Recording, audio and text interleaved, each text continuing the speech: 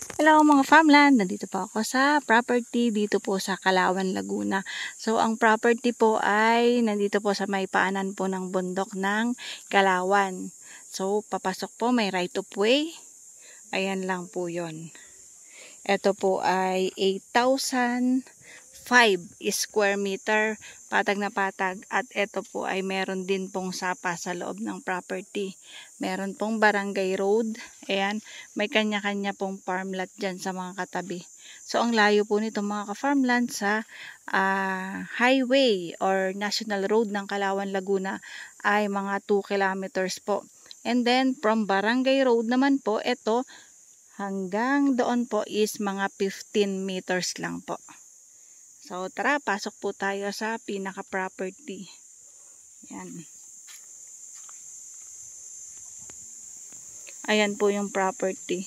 Ayan, may gate po. Naharangan lang po nitong tricycle.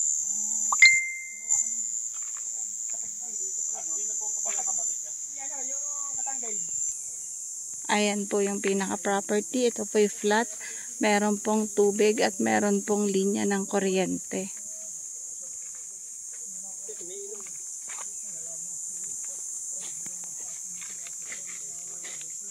Hanggang doon pa yung property doon. Ayan. So hanggang doon pa po. Ang tanim po ay lansones, rambutan. Alin po ang ilog? Doon. Yan po ay boundaryhan yung mga bahay. Ayan, ito po. May linya po ng kuryente. Yan po yung wire ng kuryente. Yan po yung boundary ng property. Ayan, may bakod po. May nakabakod po ng mga puno. Mga bunga, mahogany, papunta po doon. So, ang property po ay sobrang daming tanim. Rambutan, lansones, saging. Ang main na tanim po dito ay mga rambutan at lansones.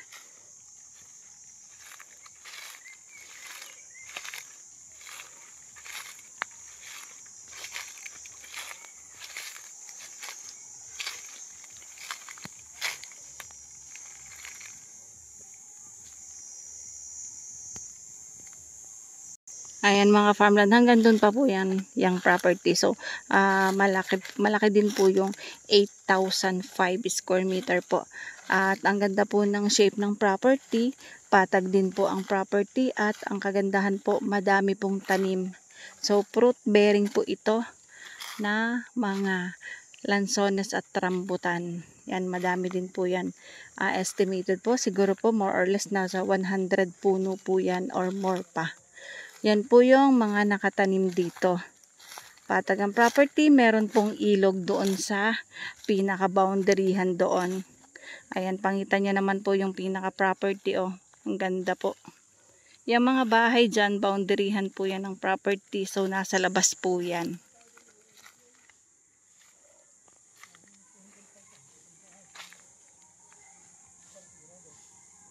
Ayan mga farmland po yung pinakailog na kalapit po ng property. So malaki, maganda po.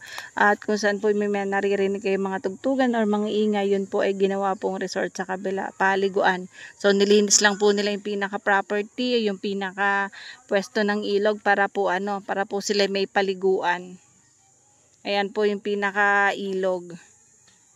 Ayan mga farmland dyan, mababaw lang po yung ilog. So maganda po itong i-develop ang private resort, farm resort at pwede din pong i-open nyo for business po. Ayan po, yan po yung pinaka-boundaryhan ng property. Diyan po. Diyan ang boundary. So napakaganda po ng property at patag na patag po. Wala pong bulubundukin na aakyatin. Eto mga farmland po, ang presyo po ng may-ari ng lupa ay nakafix po siya na 8 million. So, depende na lang po sa may-ari. Kung kayo po ay tatawad po doon, makipag-usap na lang po sa may-ari. Ito po ay clean title po, updated tax din po. Ang layo po nito sa pinaka-highway po or national road po ng Kalawan, Laguna ay estimated po nasa 2 kilometers lang po. Andyan po yung pinaka-boundaryhan ng property. So, pag ganun po siya, papunta po doon. So, ito po lahat yung nakikita nyo na hahawan, yung mga tinabasan, yan po yung nasasakupan po ng pinaka-property. Yan po yung 8,005 square meter mga ka-farmland.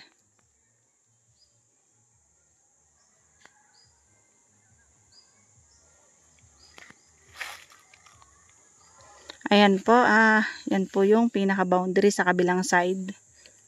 So, ito po yung pinaka-boundaryhan ng property. May dati pong nakabakod na barbed wire. So, ang pinaka-bakod na po niya ay yung bunga. Yung puno ng bunga, tsaka po yung mga halaman.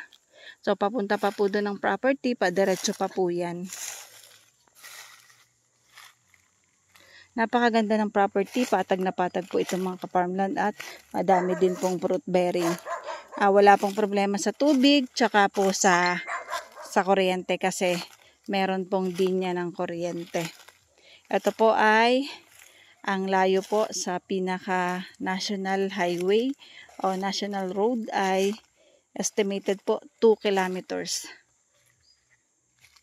Yan po yung boundary ng property. Padiretso po doon.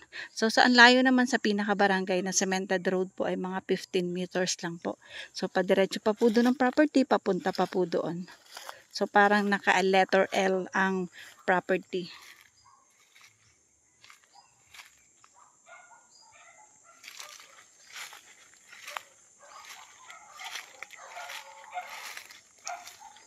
Ayan po, ang ating mga kaibigan dogi-dogi ay naglabasa na. So, hanggang doon po yung pinakalupa sa likod po ng mga bahay doon.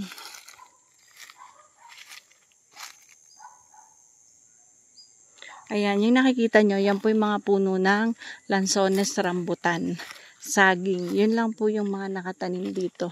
Wala pong ibang puno. Ay, maliban lang po doon sa mga mahogany na nakabakod.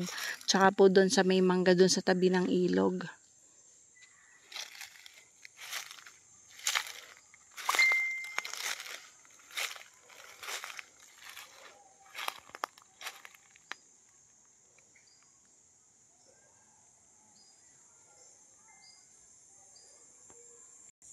So, ang layo naman ito mga farmland doon sa town proper po ng Kalawan. Dito sa may simbahan, sa may tindahan po ng mga pinya ay 3 kilometers po.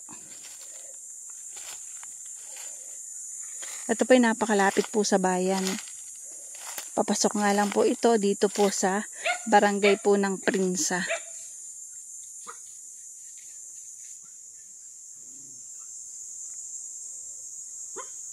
Ayan o, pangitang-pangita naman po, napakaganda po ng property.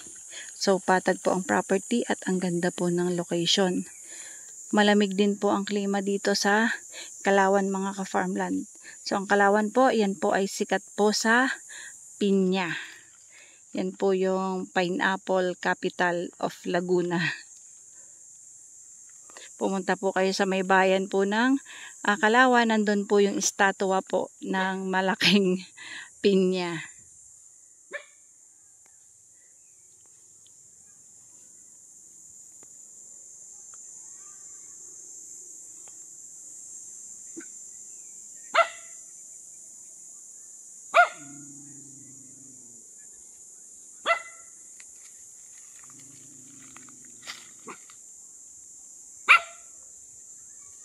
Ayan, hindi po sakop yung may mga bahay. So, yung part po na may ilog, nandun po sa side po doon ng property. Doon po sa bandang ibaba, nilinis po, ginawa pong resort, paliguan yung ilog. So, ito po, maganda din po itong gawing private farm resort or resort. Maganda din po itong lagyan ng manok na panabong. Alagaan ng mga manok na panabong kasi patag yung property. Papunta po ako sa kabilang side doon ng property para makita nyo din. Pero same lang din po kung ano po mga nakatanim doon. Lanzones rambutan lang din po.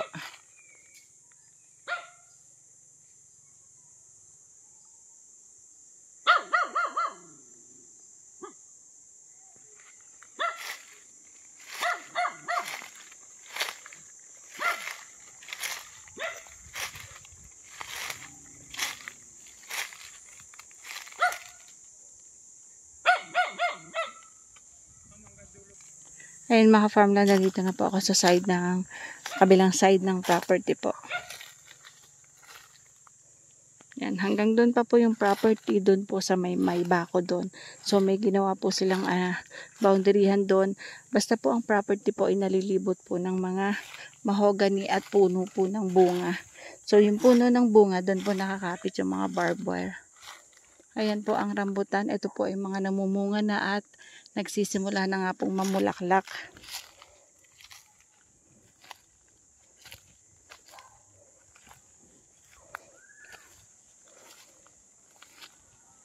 Bulaklakan na po ngayon ng rambutan at pag-harvest po ng mga August at September, October po. Pupunta po tayo sa side dyan ng property kasi yan po yung pinaka-boundaryhan ng property. Huni ng mga ibon ang maririnig natin dito sa property mga ka-farmland kasi bibihira po yung kabahayan dito sa may portion ng property. Yan lang po, may mga bahay po dyan.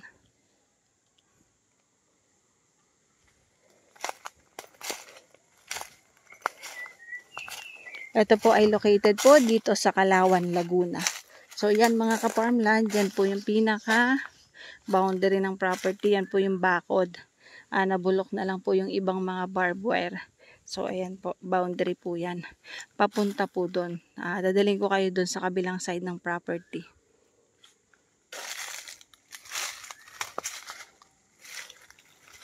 Ang kagandahan mga farmland, malinis siya. Yung mga damo, nagiging fertilizer na lang po dito sa lupa. Kasi after nilang tabasan, binubulok na lang po nila dito mga ka-farmland.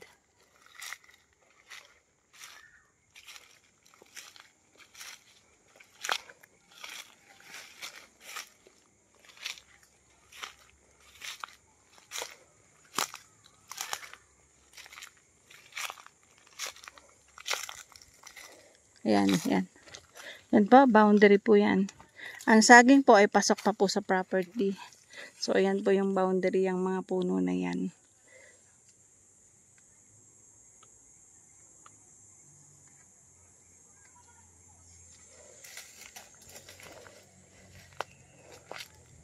Ang presyo po nito mga farmland ay 8 million po.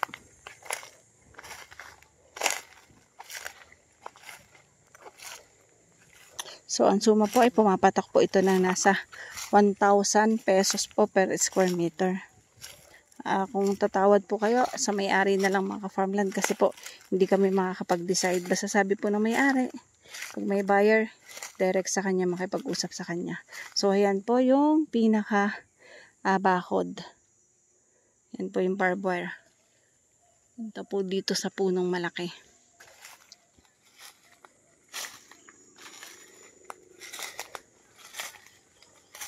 Ayan. Boundary ng property.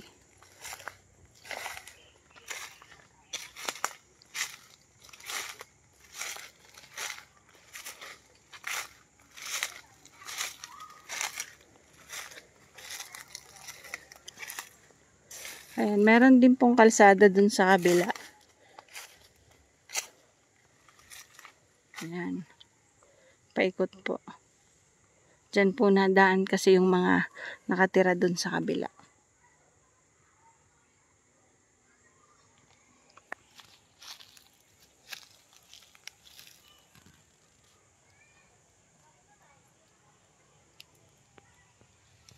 Sobrang ganda ng property mga ka-farmland kasi po maliit lang siya. So hindi siya ganoon kamahal.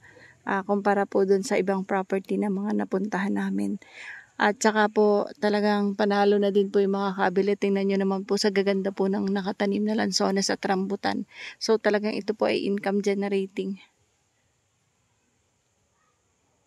Yan po ang puno ng lansones. Estimated po more or less po. Basta nasa 100 puno po ito. Or lalagpas pa.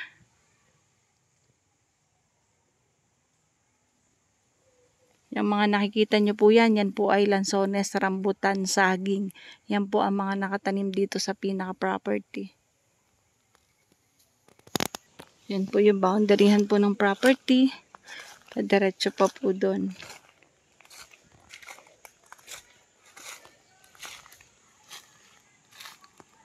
Yan po yung daanan papunta po dun sa ilog. So, dun sa madaming nagsuswimming or naglalangoy. Kasi ito pong property po ay tabi po ng ilog. Pwede nyo pong i-develop. Pwede pong pang family. Private resort, pang pamilya lang po.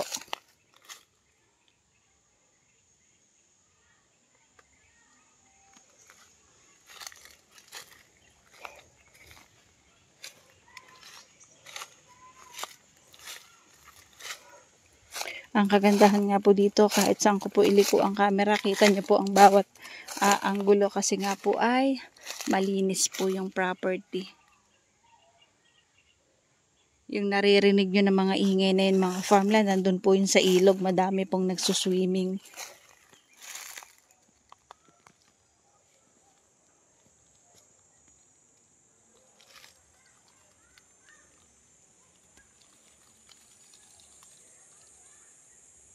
Napakaaliwalas po dito sa property. Maginhawa, dahil puno.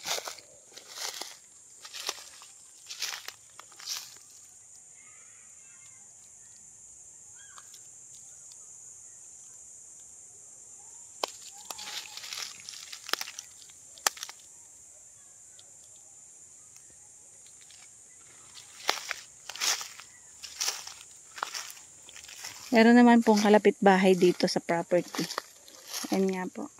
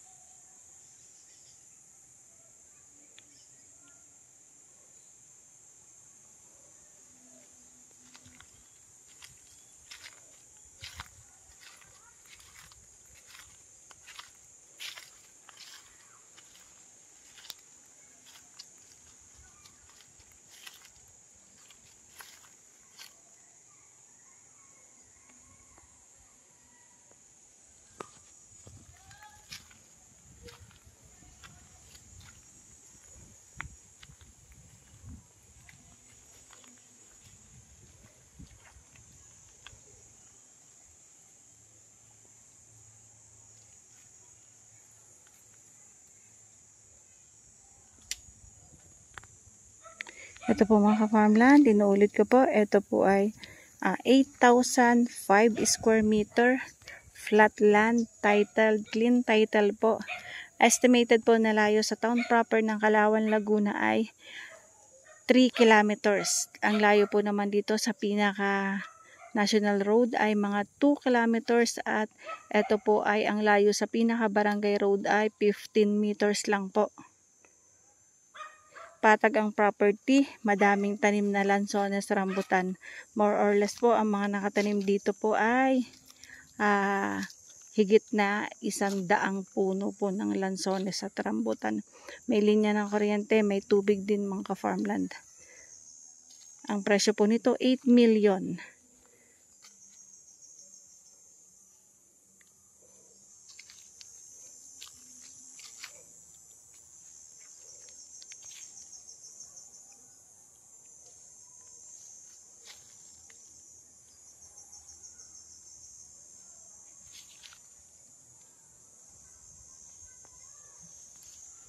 Ito pong shape ay naka letter L. So, pa-eskwala po ang shape ng property. May ilog din po at ang part po ng ilog nandoon. So, madali pong gawing i-develop. Hindi po binabaha ang property mga ka-farmland. Yung naririnig yung ingay yon, dun po yun sa ibaba. Doon po ay ginawa nilang paliguan or inayos nila yung ilog para po yun nakakapag-swimming po doon ang mga tao.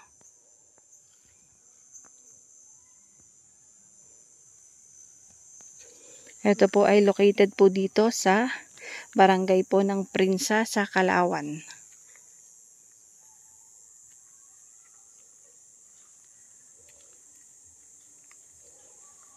So, paano mga farmland? Bye-bye po. See you for the next videos. God bless po sa ating lahat. Maraming salamat po sa aking followers, viewers, and subscribers.